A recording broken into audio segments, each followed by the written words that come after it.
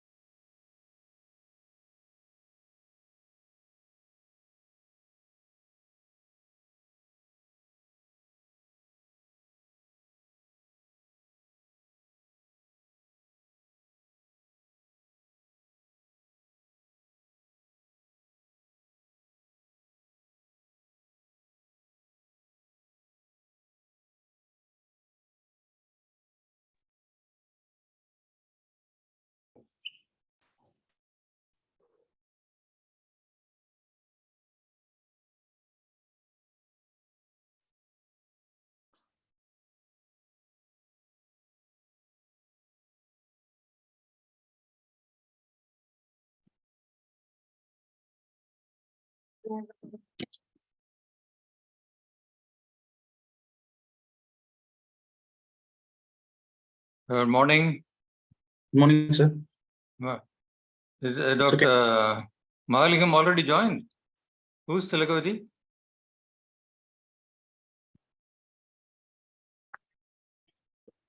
Good morning, sir. Can I start the presentation, sir? Yeah, hang on. Yes.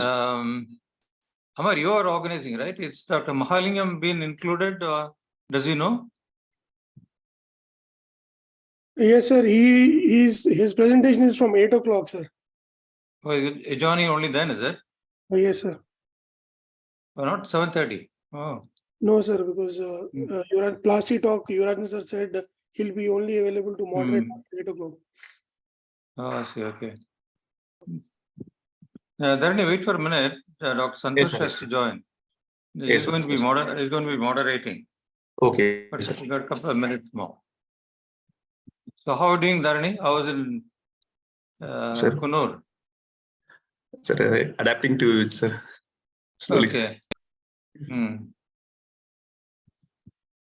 So if any cases for surgery come, let us know. Okay, sir. Any interesting cases needing further investigation or?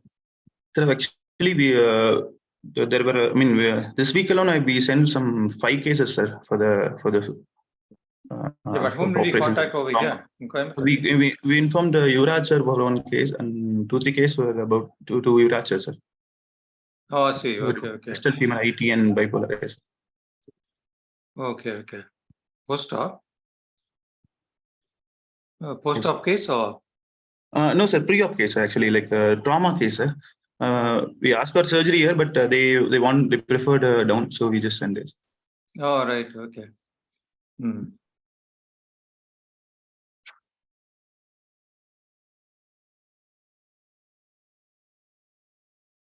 Amar, check if Dr. Santosh is joining, and you were not well yesterday. I'll just call, sir.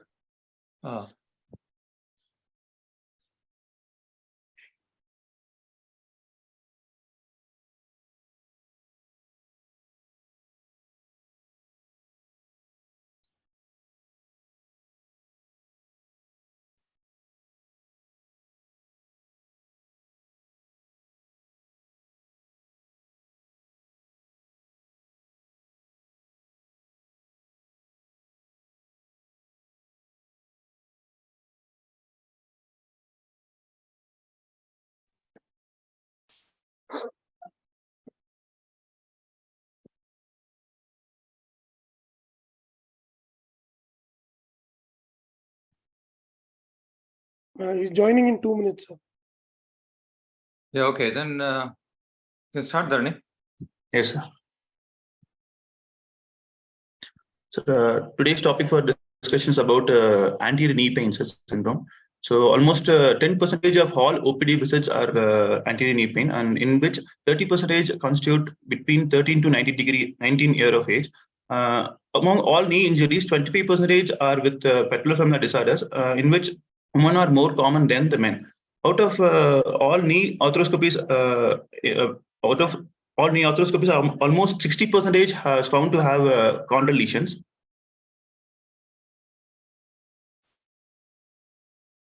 Okay. Coming to the anatomy, patella is found to be the largest sesamoid bone in the body. It acts as a link in extensor mechanism, quadriceps tendon superiorly and patellar tendon inferiorly. Patella is found to have the thickest articulating cartilage, which is about 7 mm.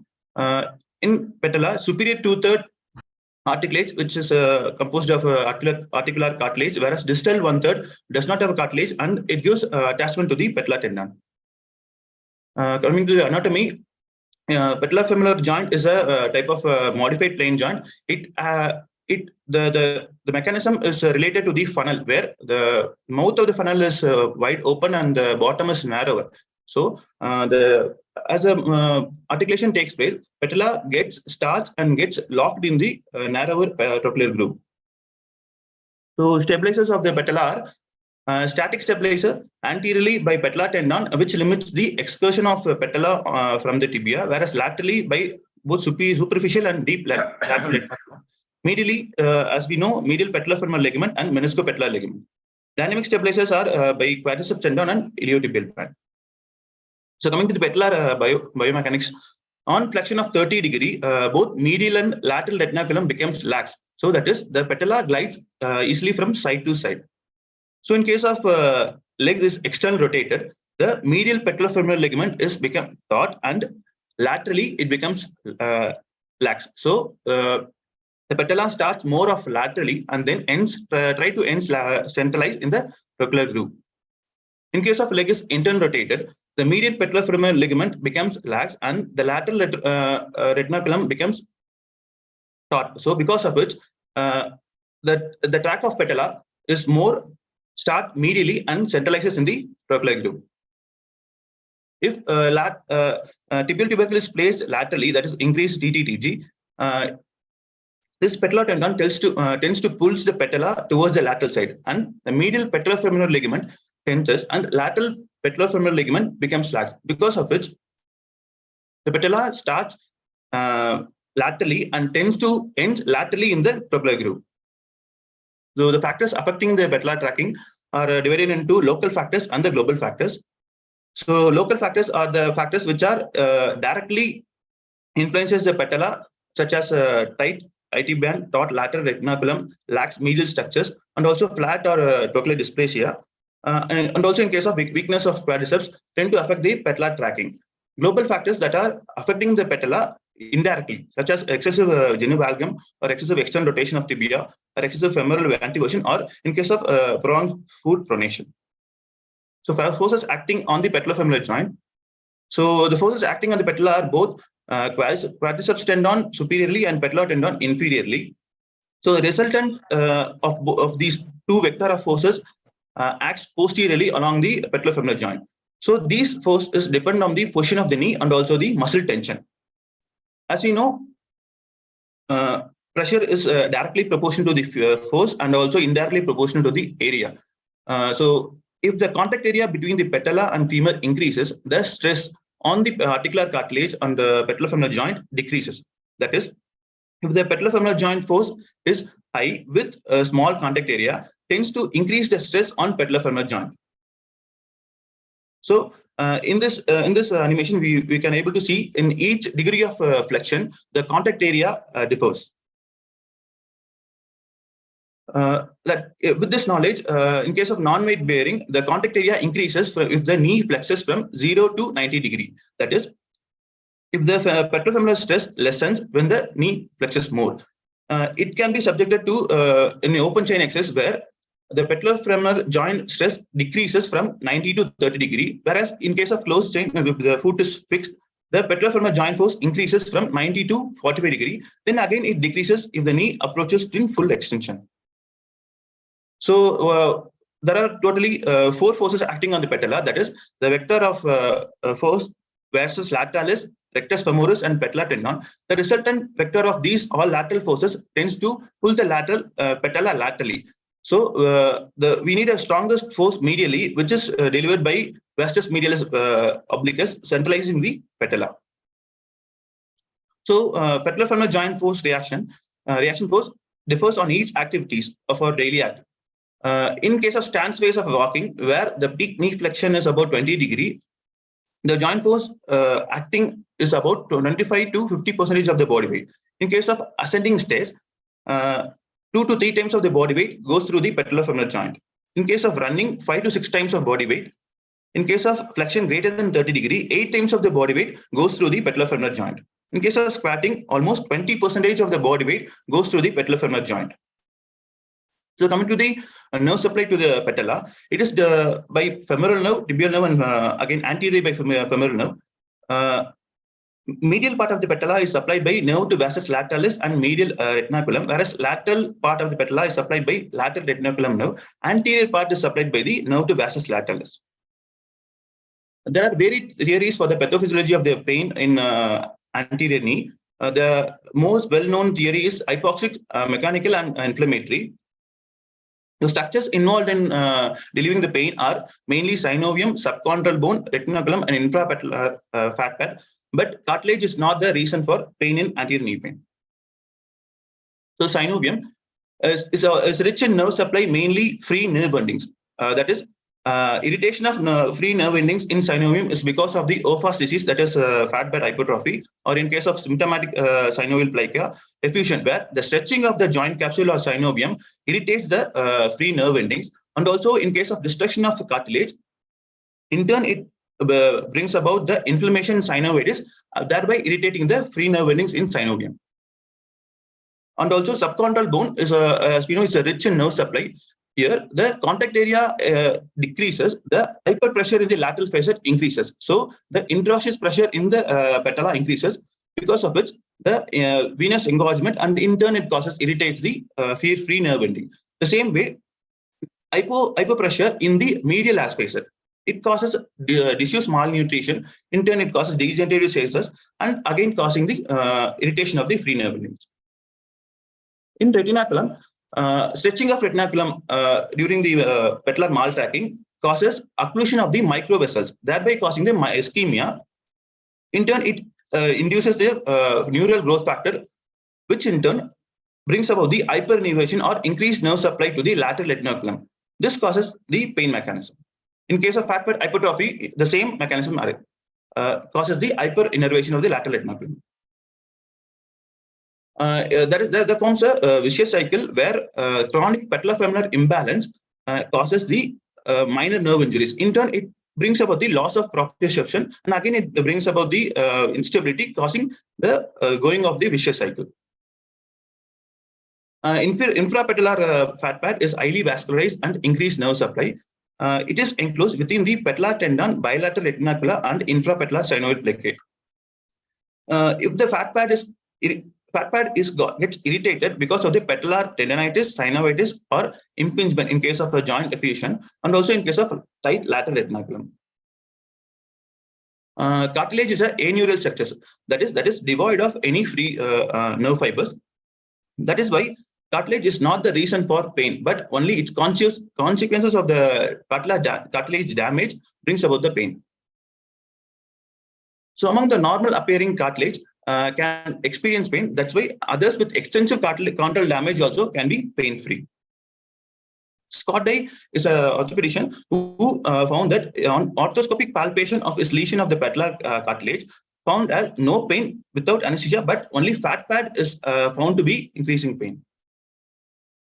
So coming to this anti-knee pain, structures in the knee causing pain are fat pad, which is called hypertrophy of fat pad, Opha's disease, synovium in case of plica synovialis, or increased intra-osseous pressure. The structures around the knee which brings about the pain are retinaculum, patellar tendon in case of Sinding-Larsen syndrome or Osgood-Schlatter syndrome, quadriceps tendon in case of its tendinopathy, or tight iliotibial band. And also alter neuroma in the nerves also brings about the pain around the knee. So structures under the knee which is causing the pain are OCD or stress fracture, but chondromalacia itself does not cause any knee pain. So the other causes away from the knee, definitely we have to look for any pathology in the hip, low back region, or osteoporosis, and tumors such as osteoid, osteoma, sarcoma, or synovial tumors, or also can be the cause for the referred pain over the knee, just away from the knee. So patellofemoral pain syndrome, it is a syndrome of overuse. Here, 20 to 40% of the patients presents with anti-knee pain. It is more common in female, and it frequently becomes chronic pain and may also lead to the patellofemoral arthritis. So it can be classified by patellofemoral instability, patellofemoral pain with malalignment, or patellofemoral without malalignment. These are the patellofemoral instability in case of subluxation, chronic dislocation of patella, or associated features such as osteochondral lesion or avulsion. It is a patellofemoral pain with malalignment. That is in case of increased functional Q angle, in case of increased femoral anteversion or genovalgum, tight lateral retinaculum as we seen before, inadequate medial stabilizers or patella alta, patella baja, or dysplastic femoral trochlea. Here, the pain without malalignment. In case of plica, tight or lateral, medial or lateral retinaculum, OCDs, and fat pad syndrome, and also in tendinitis of patella or quadriceps can bring about pain. In case of apophysitis or symptomatic bipartite patellate can also brings about patellofemoral pain. So patellofemoral pain syndrome is of intrinsic factors, extrinsic factors, and also others. Intrinsic factors include altered biomechanics of leg, biomechanics of foot is altered, or in case of anatomic anomalies, in case of medial or lateral patellar mobility, and soft tissue tightness and muscle imbalance. In coming to the altered biomechanics of leg, increased femoral anteversion or increased genovalgum or varum and genu recurvatum, external tibia torsion or increased Q angle, that is increased lateral patellofemoral contact pressure. These all brings about the patellofemoral pain. So in case of altered biomechanics, here, if the subtalar joint is more pronated or during the terminal knee extension, the tibia remains internally rotated. In order to compensate for it, the femur rotates externally, thereby increasing the Q angle. And also in case of flat foot, the tibia is internally rotated, thereby increasing the Q angle. Not to make abnormalities, in case of dysplastic or hypoplastic patella or patella alta baja, which brings about the maltracking, thereby bringing the patellofemoral pain. Mediolateral immobility by increasing mediolateral movement or rapid translation of the patella or repeated blows by the medial facet on the trochlea can bring about patellofemoral pain syndrome. In case of soft tissue tightness, Gastrosolius is tight, which causes a decreased dorsiflexion but increased pronation, thereby increasing the valgus force over the knee, thereby increasing the Q angle. In case of hamstring tightness, knee flexion at heel strike is increased the quadriceps activity, thereby increasing the patellofemoral joint force reaction on the patellofemoral joint, thereby bringing about the chondral damage. In case of tight ITB band, increased lateral patellar tracking and also causing the lateral tilt of the patella, thereby increasing the patellofemoral joint compression. Quadriceps tight also restrict the full excursion of patella in trochlear view, thereby altering the patellar tracking and along with DFS. In case of lateral retinoculum, it can cause lateral patellar compression syndrome and thereby laterally tilting the patella, increasing the patellofemoral joint force reaction. Even the muscle weakness, such as hip muscle weakness, in case of abductor external rotators or excessive adduction or internal rotation, increases the Q angle. And in case of quadriceps weakness, in case of decreased VMO activity or vastus latalis, which activates before the VMO. Extrinsic factors such as which to be included are excessive duration of or frequency of physical activities, or errors in training such as sudden increase in mileage activities or change of training surface. In case of inappropriate footwear such as heels, or maybe the cause of the patellofemoral joint syndrome. Other factors include our female gender or generalized ligamentous laxity, where the Q angles increase, thereby altering the patella. So among all these, only 4 factors are found to be predictive values in the development of patellofemoral pain. That is, tightness of gastrocnemius or quadriceps, delayed reflex of vastus medialis obliquus, hypermobility of the patella, or decreased power of the quadriceps muscle. So coming to the theory of homeostasis, here the theory of homeostasis states that any change in the homeostasis in the form of either a single loading event or sufficient magnitude, or a series of repetitive loading events of a lesser magnitude, or a loss of tissue homeostasis, or differential loading of patellofemoral joint beyond a certain level. +91 So concept of envelope function is that if our load is under the subphysiological level, then it causes hypopressure of the patella, thereby leading to the malnutrition and leading chondral damage. In case of zone of homeostasis, where the patella remains intact.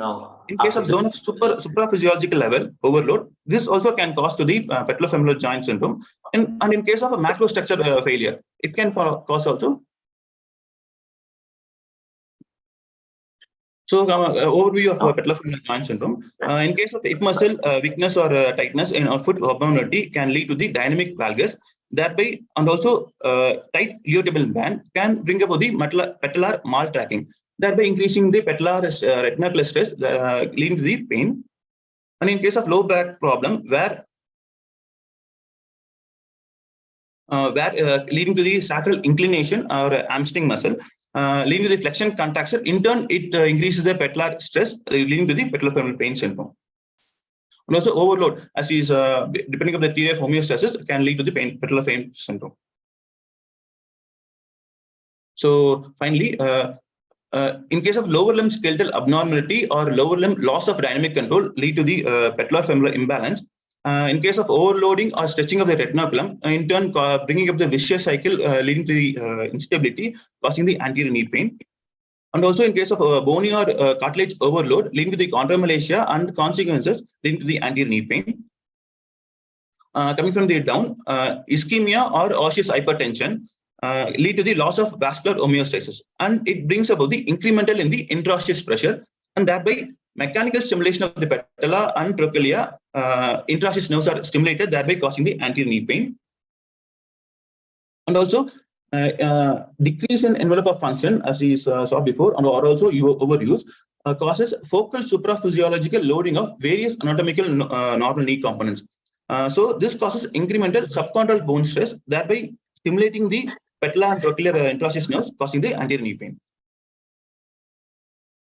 Thank you, sir.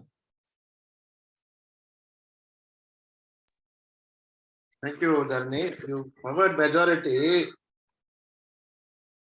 Yes, sir.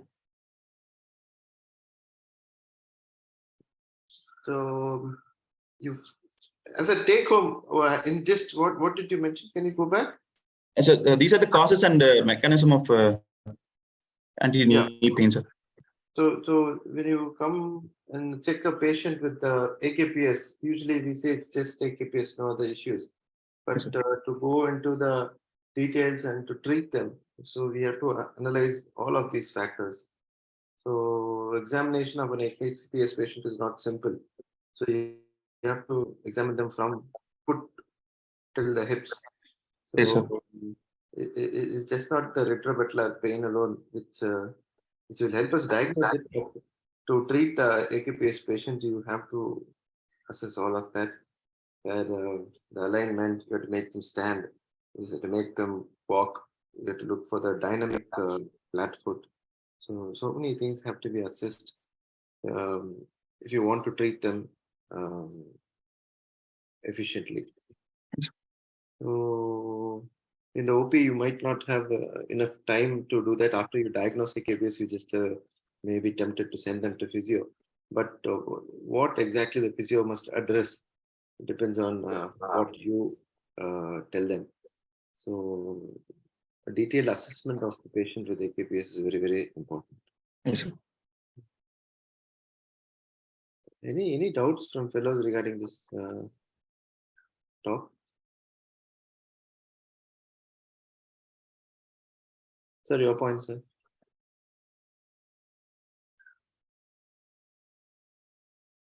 No, just that Dharni, in spite of the very short notice, he did a good job.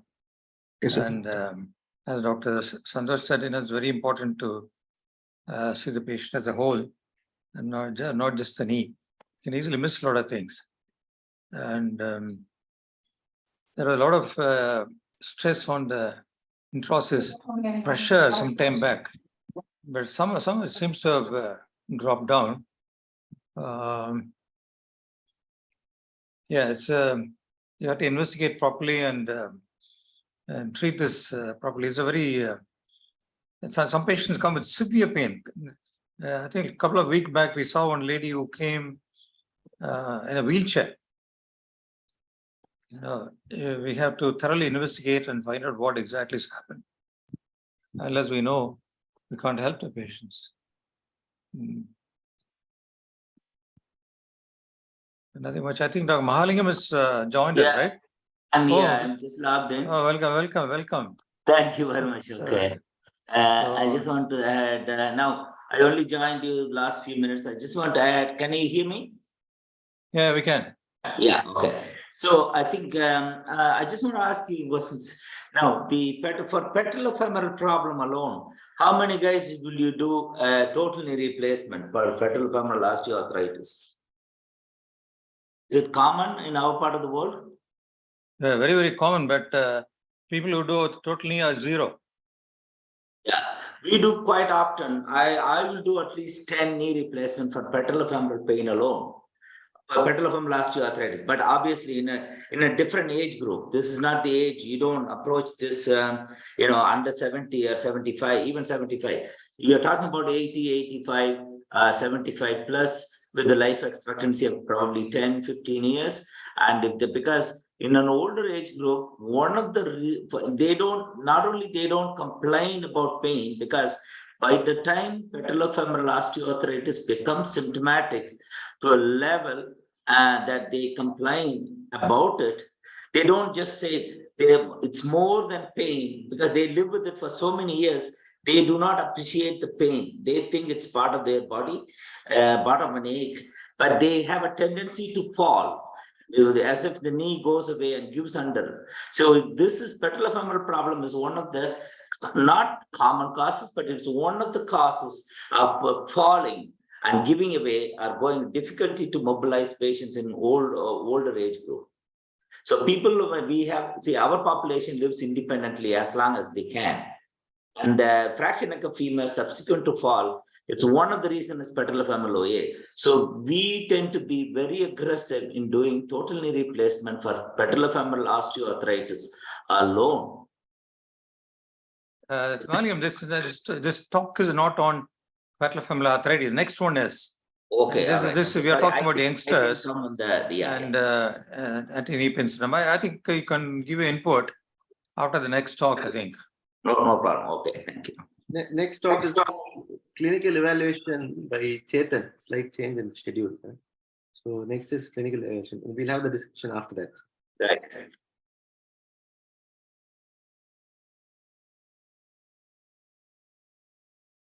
Chetan?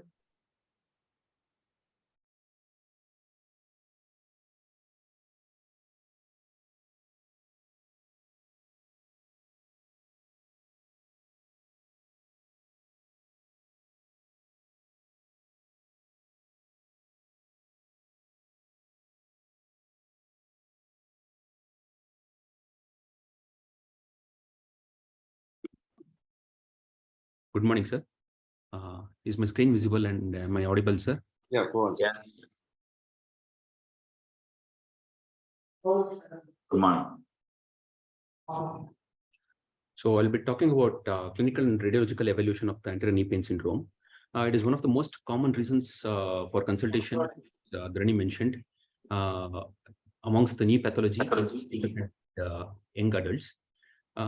So because the radiological feature and the clinical symptoms is not actually show the magnitude of the disease, it can be usually mistaken for the psychology of the patient, owing it to that that the psychology, the patient has some psychological illness and hence is constantly complaining of the pain. And this psychology, although is not responsible for pain, they modulate it. So the whole picture of each patient should be considered to identify all modifiable factors. And they can present with peripatellar or retropatellar pain, aggravated by activities such as climbing up and down the stairs, squatting, or while driving with constant use of clutch, where they have unilateral anterior knee pain, or wearing high-heeled shoes, or sitting from a prolonged knee flexion, where they mention as pain while getting up from a sitting position. It is also called movie or theater sign.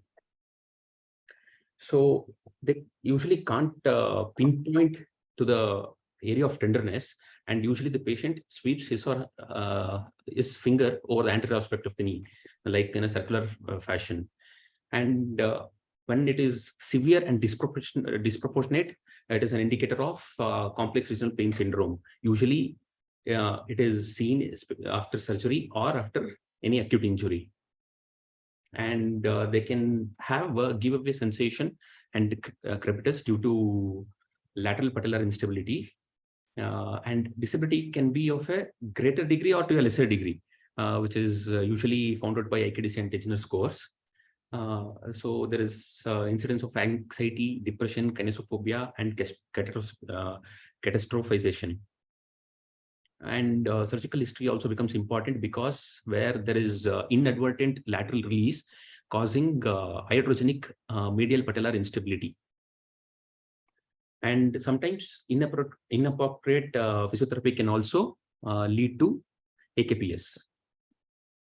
Coming to physical examination, should aim actually to pinpoint and reproduce the pain with physical exploration maneuvers.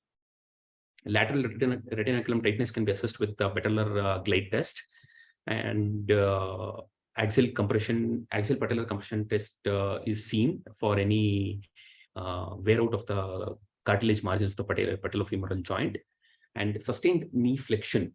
And it is proposed to be shown that there is increment in the intraosseous patellar pressure with the sustained knee flexion, and this is a positive indication. And tenderness in the inferior pole of the patella, and Hoffa's test.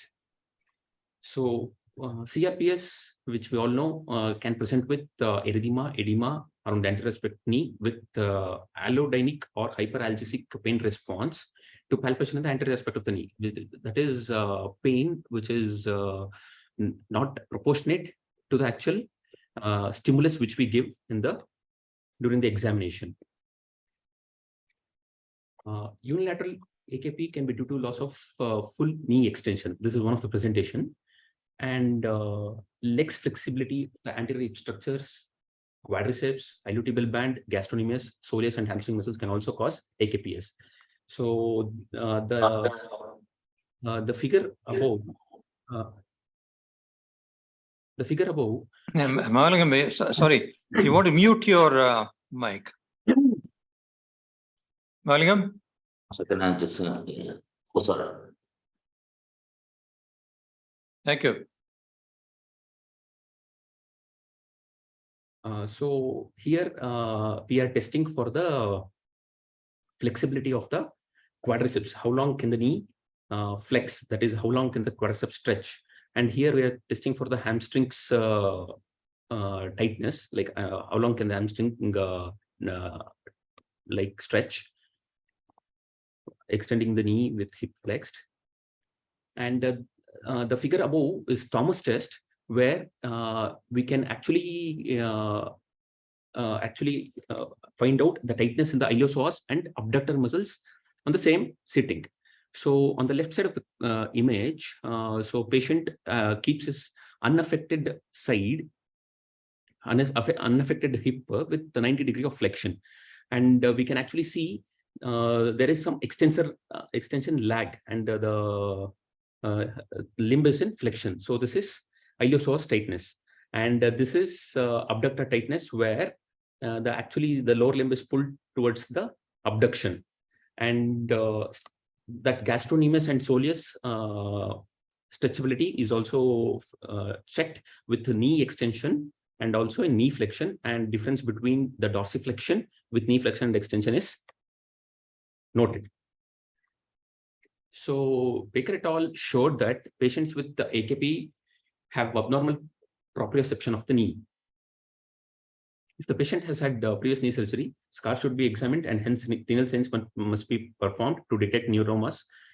Can be a source of iatrogenic AKP.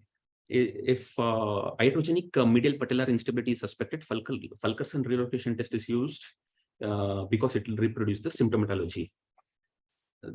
So the crux of the entire discussion is examining only the knee is a greatest mistake we are going to do, and we have to examine the entire limb as well as pelvis to get to the proper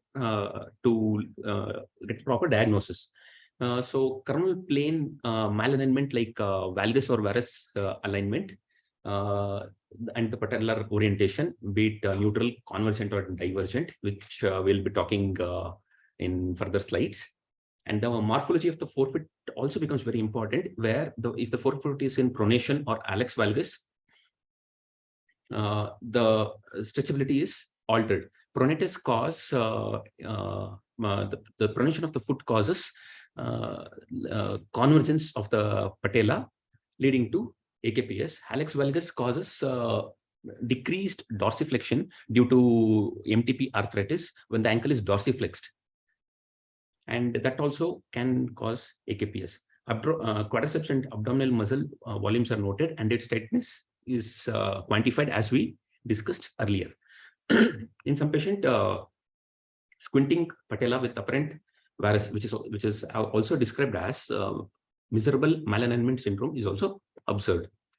So from the back, we have to see for pelvic tilt, whether it is anterior tilted, posterior tilted, varus or valgus alignment of the knee, of the calcaneum, and also the girth of the calf, and also gluteus muscle. Finally, the pelvic tilt and the genu recurvatum and flexion of knees can be accessed from the side. Isolated external tibial rotation can reduce contact area and increase patellofemoral joint stress. I'll talk about it. So it is external rotation in tibia or internal rotation in femur cause AKP. Both of the pathophysiology behind both the mechanisms are the same, where the entire the patella and its the entire quadriceps mechanism is shifted towards the lateral side, and during internal rotation and during weight bearing, interrotation of the femur underneath the patella causes the lateral patellar tilt, and causes squinting, as we just described. It can also be a consequence of internal tibial rotation secondary to pronated foot displacement. So pronation of the foot, as we discussed, can also cause internal rotation of the tibia, causing squinting patellae. So this is how we measure the internal rotation of the tibia. Patient is prone, and if the internal rotation on the affected side is more than 50 degree, so it is the patient is having excessive internal rotation of the tibia, or excessive anteversion of the excessive anteversion of the femur, or excessive internal rotation of the femur. So more than 50 degree is indicative. So this is patellar squinting syndrome, where the patella faces towards each side. From the front, it actually shows us the limb is in varus, but it is actually internal tibial torsion. And with derotation osteotomy, it is actually corrected. So this is before surgery, and this is after surgery. And there is no valgus or varus malalignment. It is derotation of the tibia. And derotation osteotomy causes relief of symptoms. So one other syndrome is external rotation of tibia. So we can see with respect to the patella and to the foot, the extent of external rotation. And this is also treated with derotation osteotomy. And we can see the correction of the axis of the limb post-surgery. And this is the unoperated side.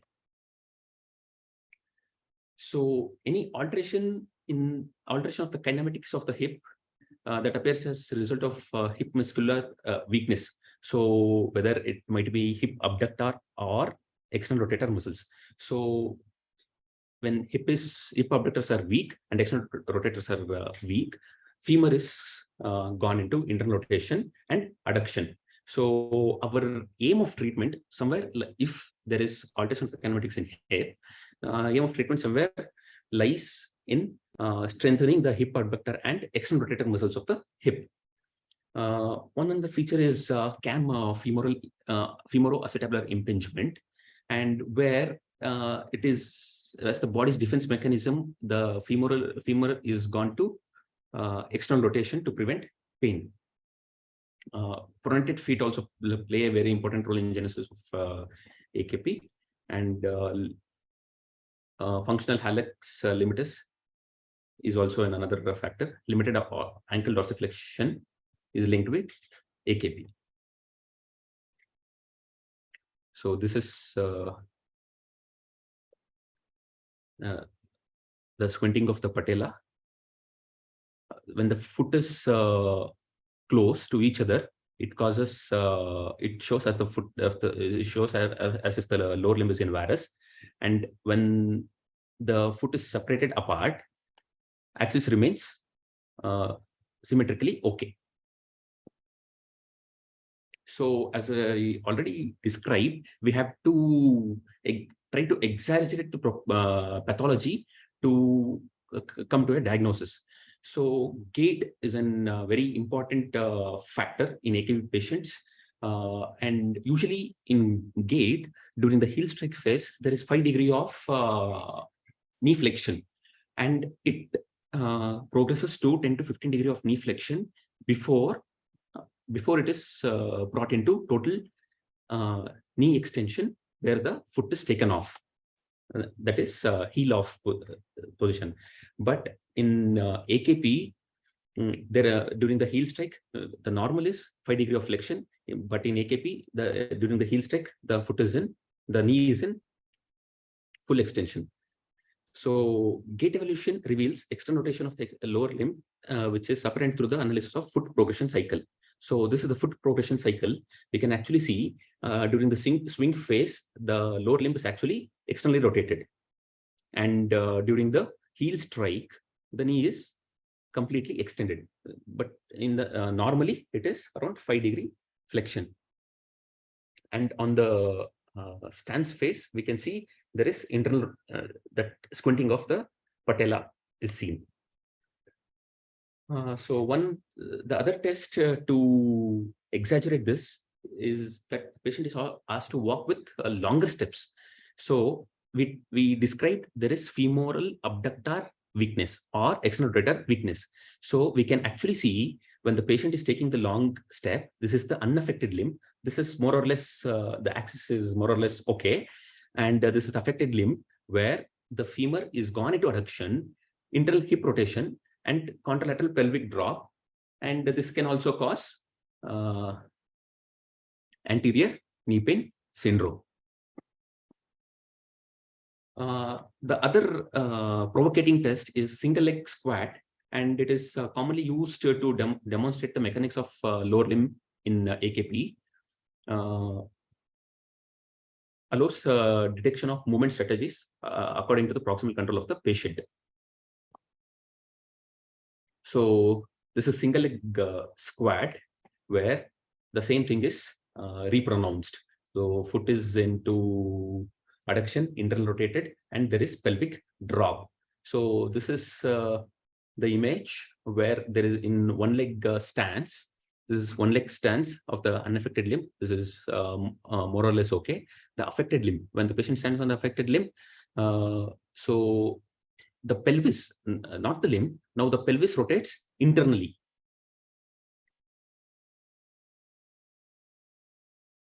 So going down the stairs is also a frequent problem in AKP patients, and forward down test is also useful in the patient who can perform it. And if the patient who doesn't have symptoms otherwise and has symptoms only on exercising and participating in sports, they can actually do knee tuck tests. So this is going down the step where the affected limb is internal rotated and there is a drop in the pelvis. So this is the knee tuck position where the patient is asked to have his the anterior aspect of thigh touching his knee, and this is continued for 10 seconds, and patient will actually land up in adduction of femur and internal rotation with valgus in the knee. So ankle dorsiflexion is also a frequent, limited ankle dorsiflexion is also a cause for AKPS, and this is the modality to measure the range of motion of ankle dorsiflexion. And as we told, the main pathology lies in femoral internal rotation and external rotation of the femur. This is the dynamic band test, and this is also used to treat the patient, where patient starts abducting against resistance and also rotates externally against resistance. And now a brief note about patellofemoral pain syndrome. This is the most common cause of anterior knee pain syndrome in young adults. It is defined as anterior knee pain involving patella or retinaculum, the adjacent soft tissues, after excluding intra-articular pathology of the knee. So the important feature is there should not be any intra-articular pathology of the knee. And it's a chronic disease caused by overuse or misuse rather than acute trauma. So trauma is not an incidental feature. It is either due to overuse or misuse. So patellar malalignment and patellar tracking are the important components of patellofemoral pain syndrome. So patella is a sesamoid bone within the quadriceps tendon, and it acts as a fulcrum, increasing quadriceps by around 50%. And hence this patellar articular cartilage is thickest in the body and measures to about 4 to 6 mm in healthy adult. Lateral femoral condyle is larger in AP dimensions, and this forms a bony restriction and acts as a static stabilizer. And the knee has 3 distinct fat pads, that is hofas. Hofas is around the lower pole of the patella on the soft spot, quadriceps, just anterior to the quadriceps, and the P femoral fat pads. This is just anterior to the bone. This is anterior to the quadriceps. And 3 distinct bursae: prepatellar bursa, suprapatellar bursa, and deep superficial infrapatellar bursa and deep infrapatellar bursa. Anatomical and developmental variations. So Weber types of patella, it is 1, 2, and 3. 1 is almost symmetrical medial and lateral facet. And as we progress from 1 to 3, there is verticalization of middle facet of the patella. Odd facet, where usually we have middle and lateral facet, there is an additional middle facet of the patella.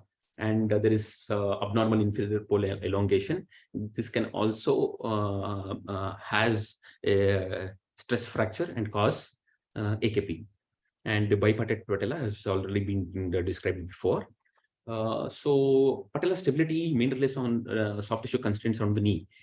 So from 0 to 30 degree of flexion, it is a soft tissue, and up more than 30 degree of flexion, it is the lateral condyle of the femur.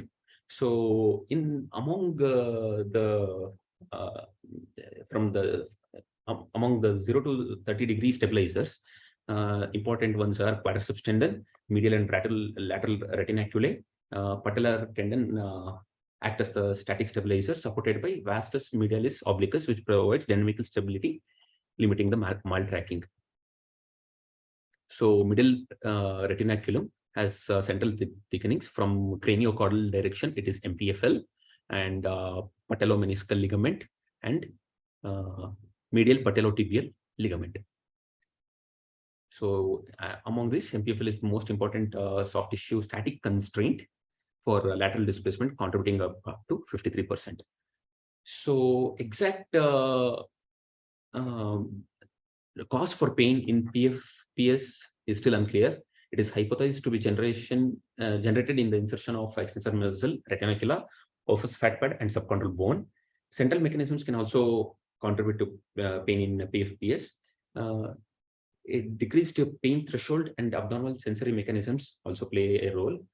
Psychological contribution, as we already described, can actually can't cause PFPS, can modulate PFPS, such as mental stress, altered pain experience, and coping mechanisms, especially in athletes where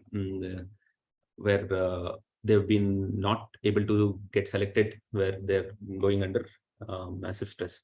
Secondary gain in underperforming young athletes has been identified as a causative factor. So patellofemoral disorders and clinical features.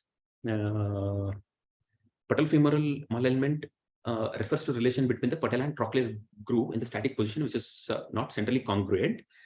It lies the lateral, and it lies just above the patella with around 30 degree of flexion. It comes in contact with the trochlea. The deformities can either be the lateral middle displacement of patella or abnormally higher low position of patella, being patella alta and baja. Patellar femoral maltracking refers to the abnormal translation of patella with respect to trochlea inflection and extension, that is similar to the malalignment described above in a dynamic position. It usually occurs laterally due to the greater pull by the quadriceps on the lateral aspect, especially by the vatus lateralis obliquus, sometimes in the middle as well. Patellofemoral impingement is the abnormal contact of patella with the femur, leading to friction with the fat pads and subsequent cartilage loss. The most common height abnormalities described are the patella alta and baja. Alta refers to heading patella. This is associated with the lateral patellar subluxation and tilt. And because there is lateral subluxation, the elongated patellar tendon increase middle-lateral mobility, causing axial rotation of the patella, causing damage to the cartilage, leading to chondromalacia patella. And another important feature is there is actually stripping of the patellar tendon along its anterior margin, which is enthesopathy, and patellar tendon rupture. Patella baja is low reading. It is seen in quadriceps tendon rupture, neuromuscular disorders, achondroplasia, and surgical derailment after tibial tuberosity.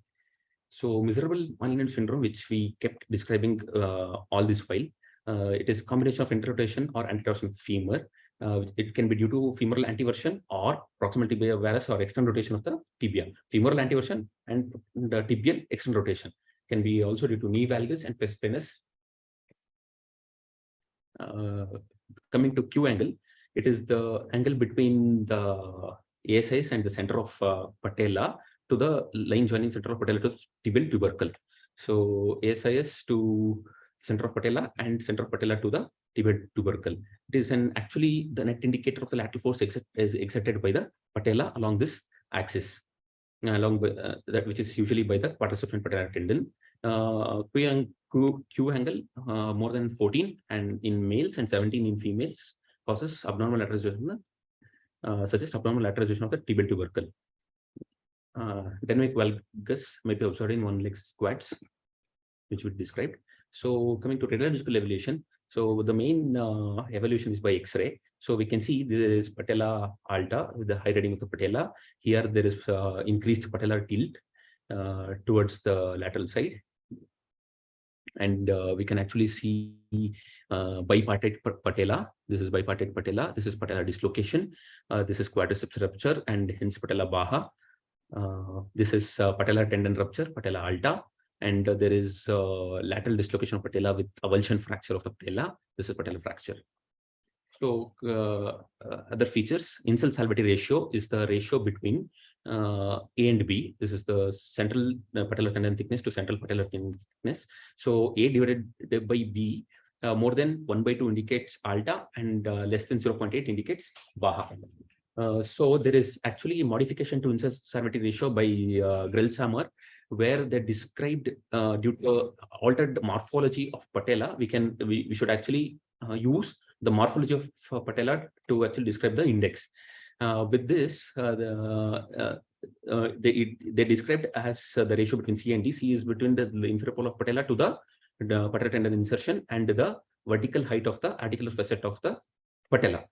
And with modified insult salvati ratio, patella alta is defined the ratio to be more than 2. Blackburn peel ratio is actually the ratio between X and Y. It is along the upper tibial plateau, inferior articular surface to the upper tibial plateau vertical distance by the vertical distance of the articular facet. So more than 1 is alta and less than 8 is baja. Other radiological features are trochlear inclination is the inclination between the posterior condyles of the femur and the lateral facet of the lateral trochlear facet. So normal value is more than 11, less than 11 actually shows trochlear dysplasia. And next is trochlear depth.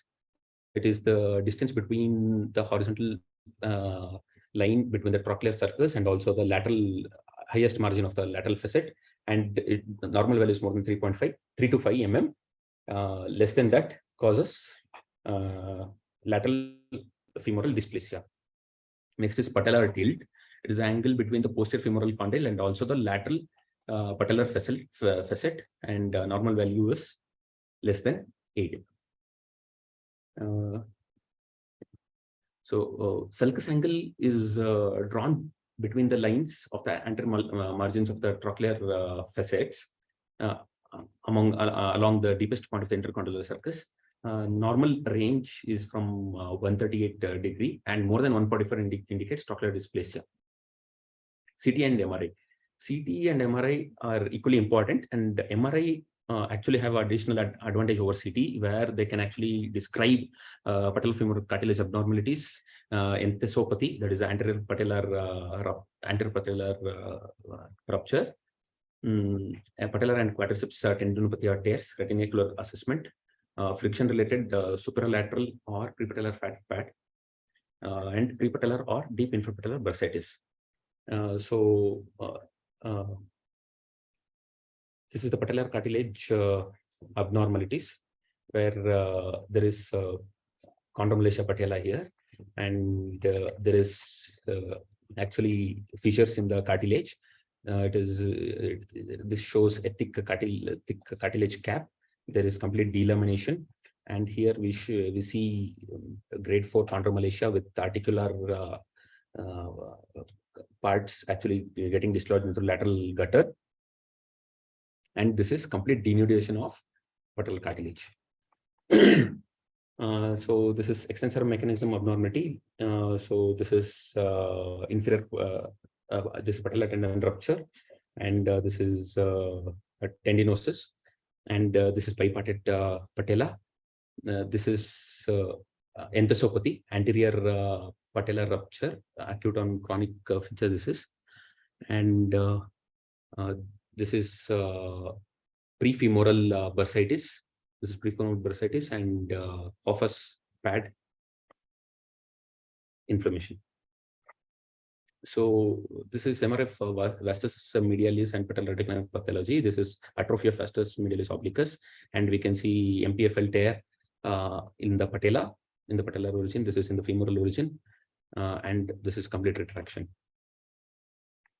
So post-surgical also we can identify there is a lateral release, and there is complete excision of patella, and patellar tendon reconstruction with some ossification and regeneration of the quadriceps tendon. So dynamic imaging is also described where the CT images are taken in motion. So this is in extension where both the right and left side are subluxated, and during flexion the right side is almost back to normal when compared to the left side. And this is again a dislocation of the patella. Here with the flexion there is total attenuation of the MPFL and further dislocation of the patella. Another important thing is TTG distance. It is the distance between the sulcus on the coronal plane and the midpoint of the tibial tuberosity. So this distance between the tibial tuberosity and the tibial groove is less than 9 mm and more. And if it is more than 20 mm, it is indicative of lateralization of tibial tubercle, where surgery can actually correct it. It is highly sensitive to femoral alignment and femorotibial rotation. Treatment, conservative. It is the main stay of treatment. So hip abductors and external are improved, and also the main focus in treatment is enhancing flexibility, correcting the gait, returning with proper techniques, and adequate rest. Quadriceps strengthening program is the mainstay of treatment, especially the vastus medialis, and there is increased evidence that strengthening actually improves the knee function and also prevent relapses.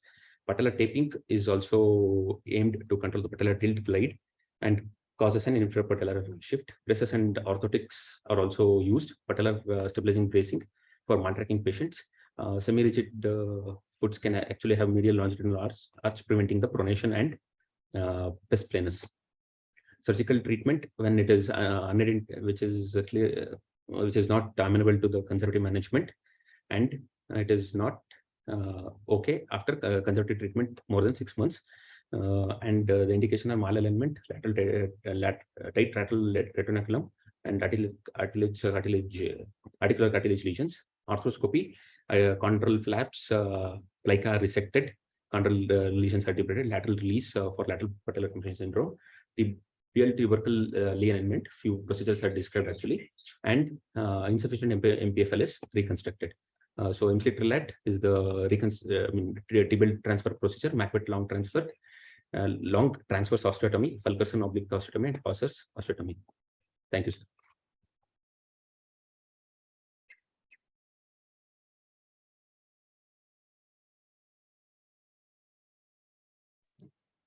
Good, Chetan, you covered actually. It was very short notice for you, so you covered well in detail. As just after the previous talk, I had mentioned from toe to hips, you need to check in detail. So you've shown everything right from the assessment of gait. So all of this has to be done for most of the patients of AKPS. We see most of them are like housewives coming with the pain in the knee. Sometimes it will be very difficult to assess the alignment with people wearing saris, and it will be very difficult to assess their gait also. So those are tricky situations, challenging situations where we might not be able to assess all of them. Probably if we find them coming back repeatedly, we should ask them to come in proper attire for examination. The rehab is also challenging for an AKPS patient, depending on whatever you mentioned. But your talk was more like surgical aspects where you need to correct. Not all of them needs to be corrected. The rotational aspects can still be, to some extent, if they are minimal, can still be addressed non-operatively. Majority of the AKPS are non-operative. Very small percentage of them falls within the surgical management. Even for those, initially, we would try to give them rehab, see how are their symptoms. Then go on with surgical corrections if it's grossly abnormal. I think you've covered majority of them. Sir, any points to add? No, it's quite extensive. Thank you. So it's 8 o'clock. Shall we go on to the next invited talk? I invite Dr. Mahaligam from Ireland, who is a joint replacement specialist, and he does the arthroscopy as well. Welcome, sir. Yeah, he's also an entrepreneur. He does medical software work also. And we were together in Coimbatore. Thanks for joining us, Mahaligam. Carry on. David Rajan, can you hear me? Yeah, very well. Yeah, thank you very much. It's a pleasure to talk to you again. It's always been fantastic to me. Unfortunately, I couldn't meet you this time, but it's nice to hear you. You're still doing well and doing the teaching, particularly the teaching area. You have always been very good. You know, it's a great honor and pleasure to meet you. And thanks for the opportunity. Now, I'm here for holidays, so I thought I'd just say a few things, particularly on the dual mobility hip. I left Ireland in Coimbatore, 1985, and I'm still working. I do approximately 600 joints per. How do I add the presentation into this slideshow screen sharing? I press the screen sharing. Yeah, you need to share the screens. Yeah. Yeah. No. Yeah. I'll just start that. So I work as in a private hospital now. I used to work in a university hospital in Cork. Now I'm in a full-time private practice. I primarily do hip and knee replacement, and I'm very, very particular about still fighting hard to promote minimally invasive hip replacement. Main reason, hopefully I'll be able to give you some idea why I'm still pursuing that course. It is becoming popular. Direct anterior become popular in Western world. When I started in direct anterior in 2008, about 10% of the American surgeons are doing direct anterior. Now, nearly 40% of the American arthroplasty surgeons are doing direct anterior. In Europe, it's very, very popular. Now, this talk is about for dual mobility. I do the dual mobility hip replacement. Anybody over 75, but it's actually the age is not an indication anymore. Particularly in France, where the dual mobility hip replacement came from, 50% of the total joint replacement here, total hip replacements are done with dual mobility implants. Now that is one of the golf courses where I live. It's about 5 miles from where I live in Kinsale, in beautiful part of Ireland. It's one of the most. We can't yet see your screen. Oh, sir, I thought so. Okay, sorry. 1 minute, guys. I pressed the screen sharing. Yeah, you have to press the screen sharing, and it'll show up few boxes, either the app or your display itself. Share. Okay. Can you hear? Now I'll go back again. So yeah. That's my. Yeah. It's now you can see that. Okay.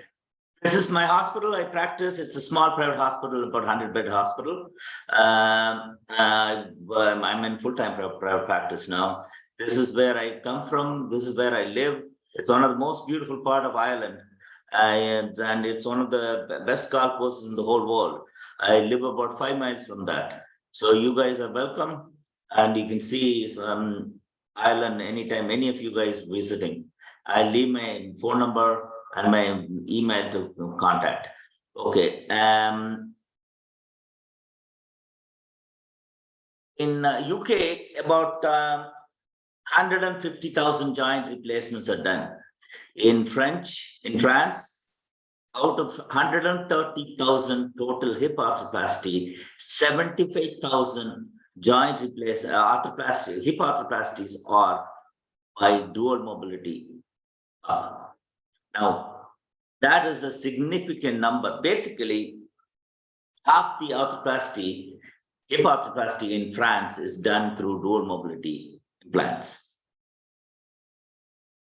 Now, again, if you go back historically, what have as an, I mean, we should all be proud that we are doing hip and knee replacement in this generation, because hip replacement is one of the best operations in all of medicine. And we should all be proud and privileged to be doing those operations. But if you go back into the history, what have we innovated in the last century as far as the hip is concerned, hip replacement is concerned? I asked ChatGPT, it came out with 8 points. Number 1, smaller incision. Number 2, which is not true actually. Number 2, muscle sparing technique. Number 3, enhanced cosmetic. These are all the minimally invasive things. Number 3, improved material. Again, there was no innovation in improved material, even though the ChatGPT says it is. Number 4 is a navigation and navigation. Again, the navigation has been there for more than 30 years. And number 5, robotic surgery in orthopedics. That's also in 70s it came and it has been given up. So in actual fact, there isn't very much improvement in total hip arthroplasty or total knee arthroplasty, even though it is one of the best surgery in orthopedics. Now, this is one of my patients I was fortunate enough to come across. She was an Irish lady, used to work in civil service, and I met her in 1984 with a knee injury, and I asked, and she told me, I said, if you can do a job, a good job like I've been, Dr. Alexander, who performed the surgery in 1949, I'll be happy. And I said, hold on, what has he done in 1949? This is the first lady who went across from Ireland after the Second World War to London with a hip. That's you can see the pre-op X-ray with a second hip osteoarthritis, and she had the Smith-Patterson-Vitale mold arthroplasty, and she was an inpatient in London for about 3 months, and she traveled back by ferry to Ireland, and she still lives in Ireland in a nursing home. And subsequent that hip replacement and I reported it in this JBGS, it lasted for 45 years. Then it lasted for 65 years. Then she had the total hip replacement for pain, and she's still in nursing home. So if you compare the modern hip arthroplasty that we have all been doing, I don't think we have improved a lot compared to what has been done. So I don't think technology, robot, or new materials are going to improve the outcome for the patient as far as the hip replacement is concerned. And I strongly feel surgical approaches and may contribute a better outcome for patients. Now, why dual mobility? As we know, dislocation even today is very challenging problems in total hip arthroplasty. 20 years ago, probably David Rajan will know, if any complications like dislocation, we always used to say, hold on, blame the patient. Now we live in a different world. Any dislocation after hip replacement, we know it's a surgical complication. So it is, and also 25% of the revision hip replacements are done for dislocated hip. So dislocation is a significant problem after total hip arthroplasty, particularly for third world countries where money is a significant, where I practice, the healthcare is supported by the department, from the government. So the healthcare is free. So any complications of a hip or a knee replacement, it doesn't cost anything to the patient other than the pain. There is no economic consequences. But in a poor country like our Asian countries or third world countries, the economic consequences of complications after a hip or a knee replacement is huge. tremendous. So there is no time for a second operation after a hip or a knee arthroplasty. See, that is why surgical technique, the approach, pre-assessment, patient assessment is more important than what hip, what knee, or what material we use. Now, I've been doing, because even though I was trained by the English orthopedic surgeons, because I went in 1985, I was trained in transtrochanteric approach, came to Harding approach, went to posterior approach, but I was more influenced in the last 10 years or 15 years by the French surgeons. I was fortunate enough to come into some acquaintances with the French surgeons, and they instilled this direct anterior idea into my mind. And also, fortunately, I got into early dual mobility hip replacement implants, which I'm doing nearly all of 75 plus. I do dual mobility joint replacement in hip arthroplasty. And I have so far, I have more than 450 cases. They are all followed up with pre-op Harris-Hip score, Oxford score, and Eurocall, and every complications are recorded, and they are systematically followed up. I mean, as David Rajan mentioned to me, I did start the software company in Coimbatore purely based on for a software to follow patients' clinical outcomes, preoperative phase, post-surgical phase, and post-surgical phase. But in actual fact, I never made any money out of that. Nobody bought that software from me, except one hospital in London, Epsom, which is an NHS hospital, and they're still using it. But the byproduct of that software is the one which I came out with, the clinical follow-up software, which subsequently became successful, and I sold that company, and financially that's gave me some success. But the clinical software, where I really believe that all our patients, particularly who's having joint replacement, should be followed up. And I started the software, but it never made money, because in actual fact, even in Western world, even though we say so much about clinical outcome and patient satisfaction, we don't want to follow our patients, and there is no proper database anywhere in the world, maybe one or two centers in the world. But anyway, that's my software side of the story. But to come back to the concept of dual mobility, we all know about low friction arthroplasty and Meki-Ferrar, the large head arthroplasty. So when Dr. Bousquet in France, in 1976, he conceived that idea of combining the low friction arthroplasty to a large metal head. As you know very well, those days, probably UK trained surgeons were very, very good on arthroplasty, but in the rest of Europe, arthroplasty had huge complications, and dislocation is one of the main problems even in my time when I was training. So the French surgeons thought, hold on, how do we avoid dislocation, which is a significant numbers those days. And they came out with Dr. Bousquet came out with the dual mobility concept. So essentially a Charnley hip combined with Meki-Ferrar concept. Now, you all know about this. You have a large cemented or cementless cup and large femoral head, which articulates with the small femoral head, which is made out of the cobalt chromium or ceramic, but nowadays it's mostly ceramic. And whether cemented or cementless stem. The original principle was there is two movements, one between the smaller head and the larger head. Then the T2, the second movement was between the larger head and the cup. But actually, in actual fact, in reality, now we realize there is a third joint which happens between the neck of the stem and the poly.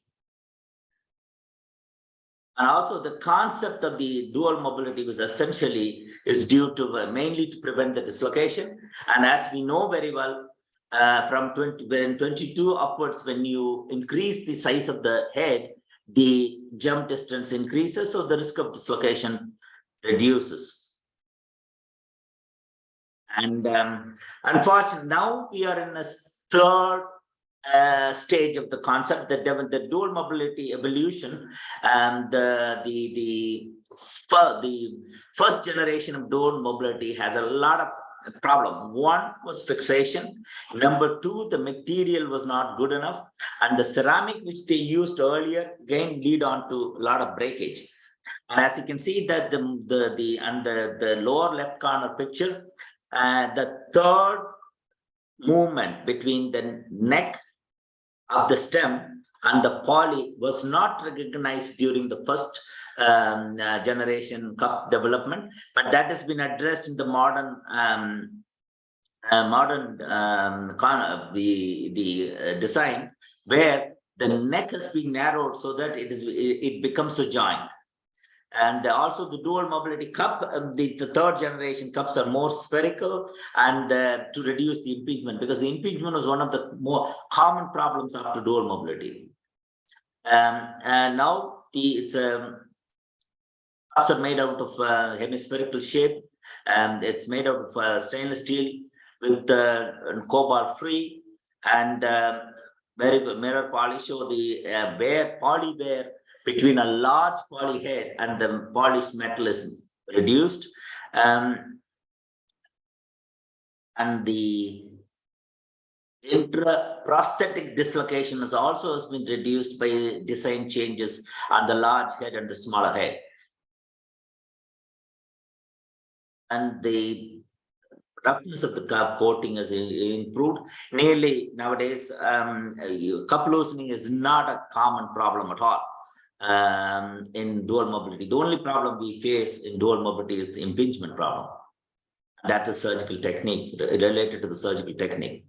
And we do use the third generation poly with the vitamin E impregnation. So hopefully the poly wear will be reduced. Now, we also know about the non-modular cup, which we use. Nearly all the companies produce non-modular cups, but still, for primary hip replacement, the old French concept monoblock dual mobility is much better than the modern the modular dual mobility cup, which we use purely in a revision situation where cup fixation becomes a problem. Then we use the non-modular, the modular cup, modular dual mobility cup. We all know that because of the liner problem between the metal and the metal, that is not present in the original Bosque dual mobility cup. The setup, again, I'll just go through quickly with the setup. It's a standard table, standard setup, both legs prepared. We sit down and operate, and the exposure is always through this direct anterior approach, through bikini incision. Very short 6 centimeter incision in female, 8 centimeter incision in male, and we expose the capsule to the right lower corner. You can see the capsule very well, and we take a flap of capsule and retain the anterior flap, do a wedge osteotomy of the neck, take the piece out, and you see take out the femoral head, and you will have a 360 view of the acetabulum with very little bleeding. Bleeding control is very, very important. So have a very good visibility. You have a fantastic view of the labrum, anterior wall, posterior wall, and lateral. This is a 360 view of the acetabulum. Prepare the acetabulum, and usually we measure the femoral head. +2 is your cup size. So it does. We do pre-operative planning with computer software, but the actual measure the femoral head +2 millimeter is your first cup. And because anything, if you try to oversize the cup, the impingement is a problem. So impingement is a significant problem. And as I mentioned to you, the modern cups, they fix very well. So fixation is not a problem. Again, femoral release, it's through direct anterior. Nowadays, it's very, I performed my own series. I have more than 2,500 cases done consecutively through direct anterior approach. All are done through bikini approach with a very good clinical outcome. Yes, I have my share of complication, which I'll talk probably on another day. This is just an introduction for dual mobility alone. I'm a strong believer in country like ours, where you don't want a second operation, second arthroplasty for a patient. This is a very good option, and I want you guys to look into this. Now, as you can see, femoral approach is easy, and you have a very good view of the femur for preparation. And again, you do a trial reduction. You see the dual mobility and the ceramic head all in with very minimal bleeding, and you close the anterior capsule in a standard way, and that is the wound at the end of the operation. This is the 93-year-old lady, morning after the hip replacement.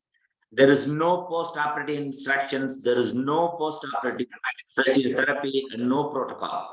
They can sit, stand, lie, walk, do anything after the operation. This is a great operation for older age group patients. They are pain-free because of the surgical approach, not because of the hip replacement. I do not give any of my hip replacement patients do not receive opioids. Less than 2% get opioid who are already on opioids after a hip replacement. I'm not able to achieve that with knee replacement. So all my post-operative total hip replacement patients get paracetamol, IV paracetamol for 24 hours, oral paracetamol after, and no anti-inflammatory unless swelling becomes a significant problem. Knee, I have not been achieved that concept. Still 30% of my total knee patients receive opioids. Now, as far as the data is concerned, French literature, dual mobility hip replacement does work. 10-year results are extraordinary. There is no doubt, no comparison, and even 25-year results are very, very good. So anybody after 25 with the life, any patients who has a life expectancy of 10, 15, 20 years, dual mobility is the way to go. That's my message. Midterm results, again, even in young people, it's good. This is my results. Again, I have 3 acetabular fractures during my early period, because mainly, though again, it's a second generation cups, and fixation was a problem. And nowadays I have the freehand cup introduction, so that's not an issue. And 2 metal ion related problem that I given here as a deep infection. This is over a period of 12 years. That 2 metal ion related problem. Since then, I don't use cobalt chromium head. I'll only use ceramic head. With the modern, the second generation ceramic breakage is not a problem. Thank you, guys.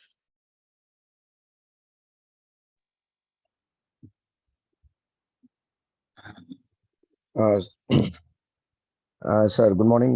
This is Dr. Yuvraj and myself. I'm a hip and joint replacement surgeon, Auto 1. And you covered it, dual mobility with various indications very well. Thanks for giving a brief idea about direct anterior approach. And my question is, how do you select the patients, young patients, for a dual mobility, especially when they come with arthritic hip? And what's your screening protocol for hip-spine relationship? Okay. As I'm talking to you, after 12 years, still my indication for dual mobility is 75 plus, any age group. The original concept, because it came from France, the English guys did not, both Americans, they just started about a few years ago. It's becoming very popular in America. So dual mobility has not been accepted in English-speaking countries because it came from France.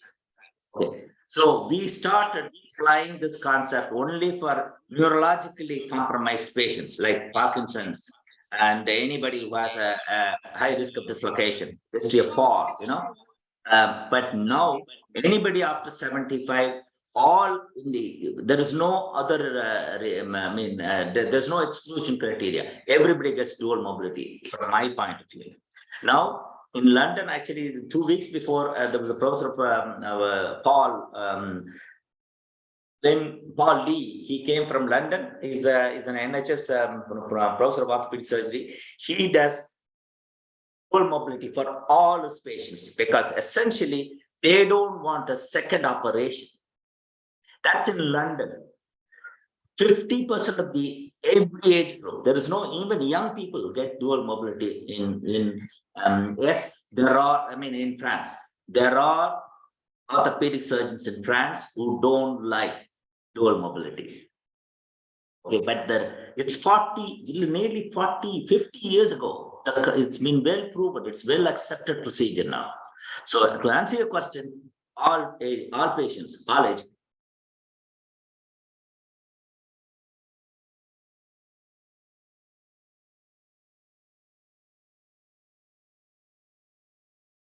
Hello, can you hear me? Sir, your voice is not audible. Can you hear me now? Yes, sir. Okay. So there is no exclusion criteria for dual mobility.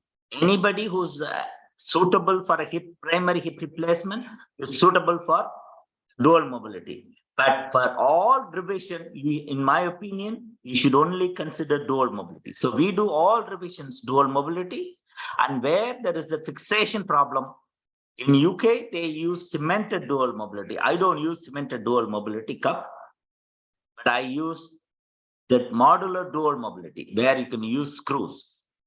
Am I clear? Yes, sir. Okay.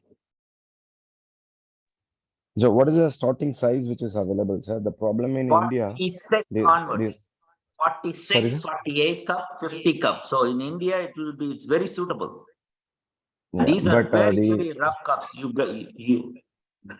Cup loosening is not an issue with this dual mobility, regular dual mobility cup.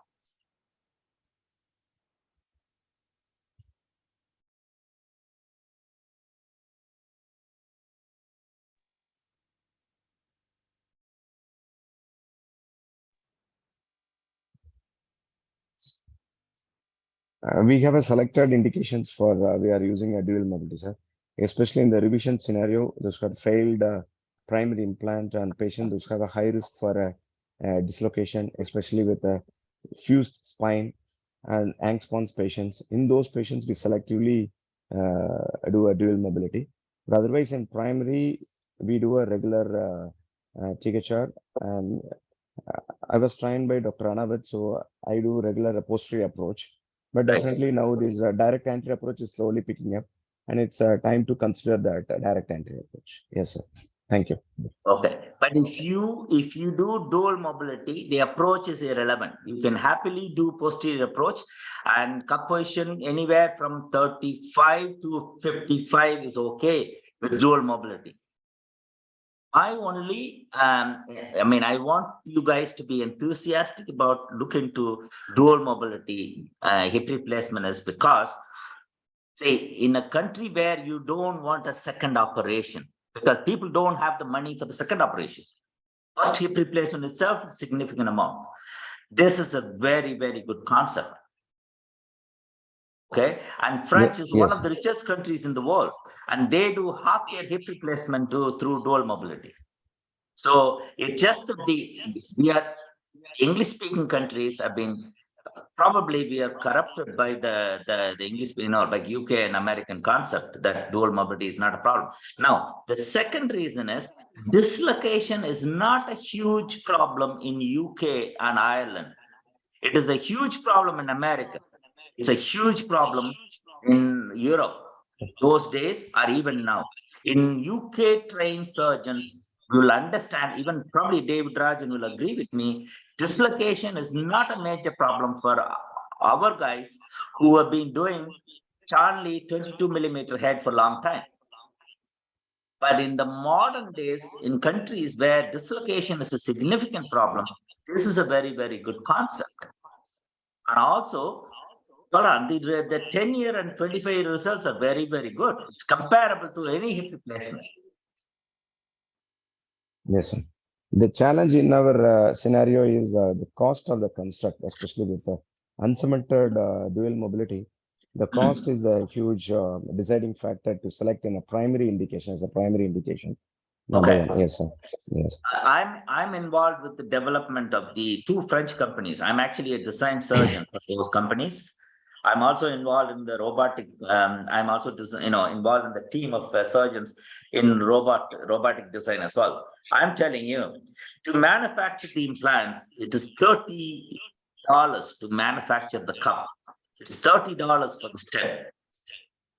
We are buying it. So I actually, some of the French companies want to come to India and will start manufacturing here. So I actually want to say, I have no time this time. If you have guys, we can start manufacturing. Implants doesn't cost much. Yes, sir. Ceramic is, you can buy ceramic. Ceramic is the only, poly is about $60.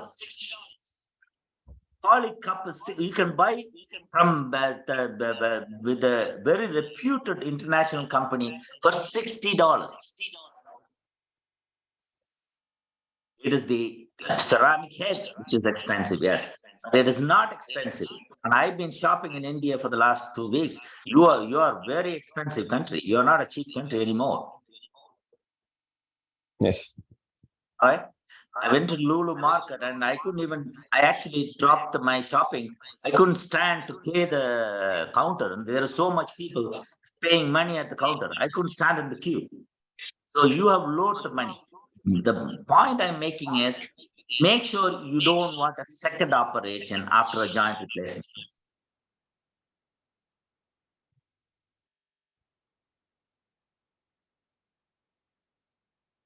Thank you, sir. In average age, even today, the mean age of a total joint replacement is 69. And any hip and knee that we do should only last for 11 years. The patients are dead after that.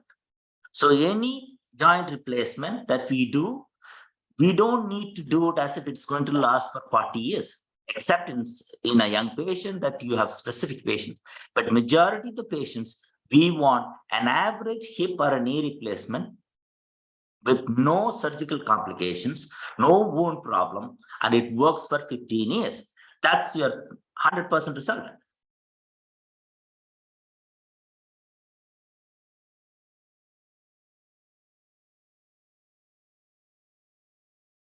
I strongly feel dual mobility is a very good concept for countries like India, Southeast Asia. It's being done in America now. Look at the numbers in America they're doing. A lot of guys are doing dual mobility. In primary hips, I'm talking about primary hips. Revision, there is no other alternative. You have no alternative other than dual mobility. Revision 1 and 4 will dislocate. Whoever does the hip replacement, it doesn't matter. People don't tell their results. That's why I couldn't sell my software. Nobody wants to look at their results. 1 and 4 revisions will dislocate. Whoever does the hip replacement, please do dual mobility. I'm talking about primary. Thanks, William. Very nice talk. Thank you very much, David. Thanks for your time. Yeah. No, did you have to revise any of the dual mobility? Yes.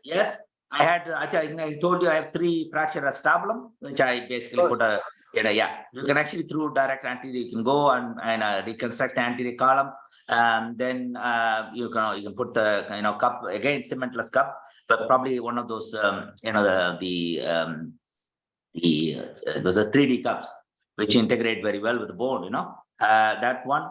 Then cup loosening is not a problem because I had 2 infections, which is primarily the cranionosis. But I consider that as infection because the swab came back as a low-grade infection. But I did a single-stage revision. Good.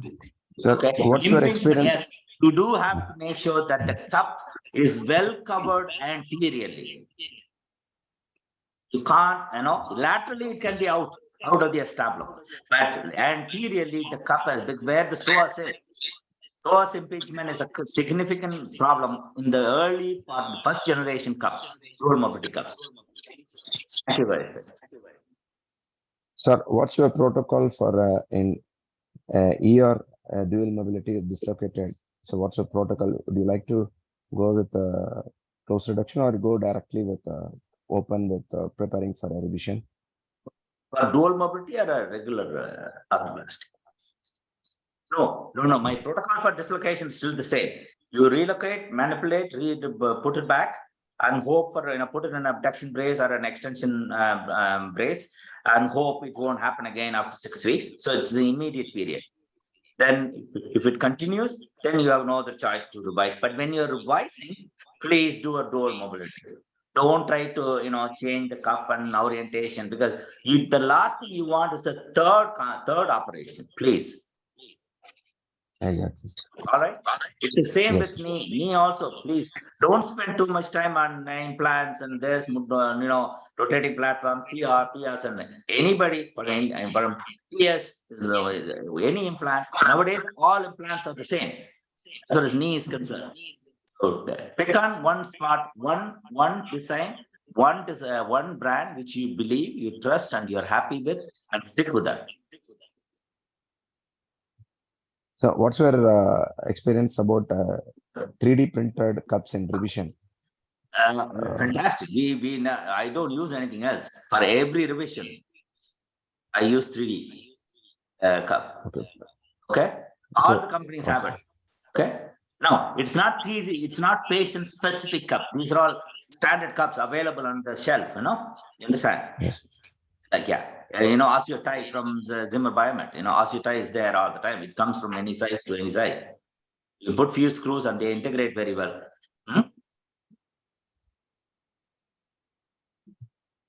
Okay, and nowadays, see, whenever I do revision, I don't want another dislocation. I don't want wound problem. I always put antibiotic powder and the beads, everything, because I just don't want a third operation. I do a lot of single stage revisions. One stage revision, Okay. So what's your DVT protocol? So what's your DVT protocol? DVT for all of them get Clexane for 48 hours, then aspirin 150 for 5 weeks. A knee for 2 weeks and a hip for 5 weeks. But now we're standard, everybody, 5 weeks, everybody gets DVT. In the last 15 years, I have no DVT. I only have 2 PEs who had previous PE as well, which is unusual. So if you get them up walking, it's a standard. I think throughout Ireland and UK, it's the same protocol. Aspirin for it, except high. There are patients who had a previous DVT and high risk patients. You put on Predaxa or Xarelto. One of those modern ones, 10 milligram daily or 10 milligram daily, 20 milligram, 10 milligram, depending on the weight and dosages. And no physical therapy, no physiotherapy for hip and knees for 3 weeks. Because physiotherapy increases your pain, the patients. Give physiotherapy before the operation, not after the operation.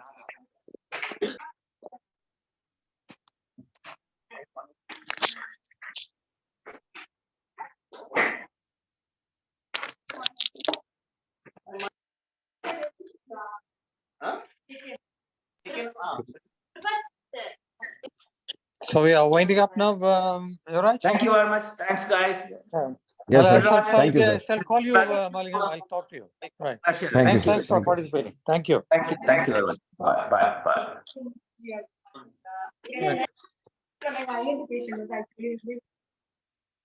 அவங்களுக்கு நான் போறதுக்குள்ள அங்க